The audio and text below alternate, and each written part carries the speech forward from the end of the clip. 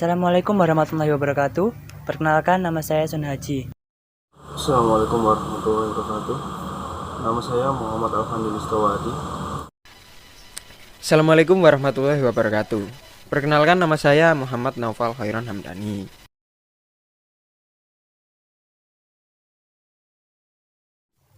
Kata demokrasi berasal dari bahasa Yunani yang terbentuk dari kata demos dan kratos. Kata demos berarti rakyat, sedangkan kata kratos memiliki arti kekuasaan atau kekuatan. Menurut Abraham Lincoln, demokrasi merupakan sistem pemerintahan yang dirancang dari rakyat, oleh rakyat, dan untuk rakyat. Sedangkan Carlos Castello mengatakan bahwasanya demokrasi termasuk sistem sosial dan politik yang membatasi kekuasaan pemerintahan dan hukum demi melindungi hak seluruh warga negaranya. Demokrasi adalah bentuk pemerintahan di mana semua warga negaranya memiliki hak setara dalam pengambilan keputusan yang dapat mengubah hidup mereka. Demokrasi mengizinkan warga negara berpartisipasi, baik secara langsung atau melalui perwakilan dalam perumusan, pengembangan, dan pembuatan hukum. Demokrasi mencakup kondisi sosial, ekonomi, dan budaya yang memungkinkan adanya praktik kebebasan politik secara bebas dan setara. Demokrasi juga merupakan seperangkat gagasan dan prinsip tentang kebebasan beserta praktik dan prosedurnya. Demokrasi mengandung makna penghargaan terhadap harkat dan martabat manusia.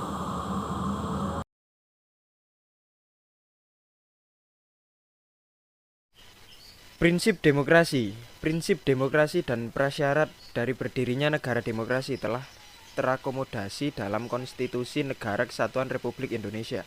Prinsip-prinsip demokrasi dapat ditinjau dari pendapat Al-Madudi yang kemudian dikenal dengan Soko Guru Demokrasi. Menurutnya, prinsip-prinsip demokrasi adalah 1. Kedaulatan rakyat. 2. Pemerintah berdasarkan persetujuan dari yang diperintah. 3. Kekuasaan mayoritas. 4. Hak-hak minoritas. 5. Jaminan hak asasi manusia. 6. Pemilihan yang bebas, adil, dan jujur. 7. Persamaan di depan hukum. 8. Proses hukum yang wajar. 9. Pembatas pemerintah secara konstitusional. 10. Pluralisme sosial, ekonomi, dan politik. 11. Nilai-nilai toleransi, pragmatisme, kerjasama, dan mufakat.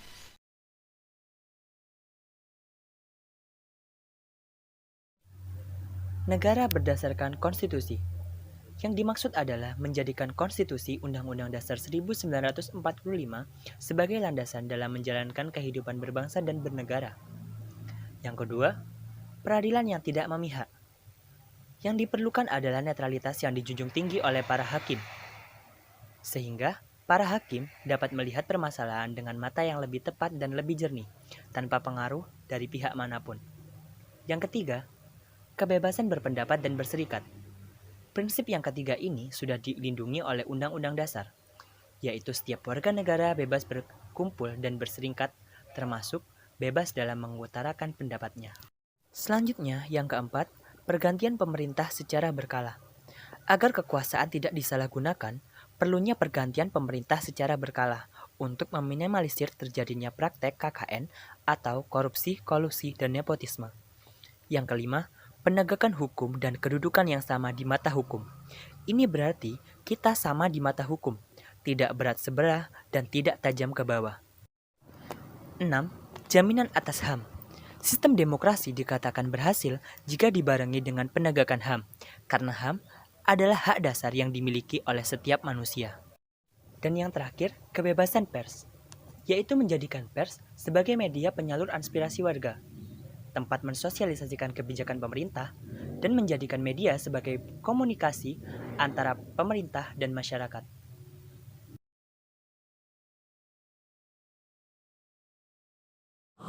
Demokrasi Pancasila adalah hasil dari kebijakan reformasi yang dijalankan terhadap hampir semua aspek kehidupan masyarakat dan negara yang berlaku sebelumnya. Dan berikut prinsip-prinsip pokok Pancasila. 1. Perlindungan terhadap hak asasi manusia. 2. Pengambilan keputusan atas dasar musyawarah. 3. Peradilan yang merdeka berarti badan peradilan atau kehakiman. merupakan badan yang mereka artikan terlepas dari pengaruh keluasan pemerintah dan kekuasaan lainnya, contohnya Presiden, BPK, DPR, dan lain-lainnya. Keempat, adanya partai politik dan organisasi sosial politik karena berfungsi untuk menyalurkan aspirasi rakyat. Yang kelima, pelaksanaan pemilihan umum. Keenam, kedaulatan. Ketujuh, keseimbangan antar hak dan kewajiban. 8. Menjunjung tinggi tujuan dan cita-cita nasional.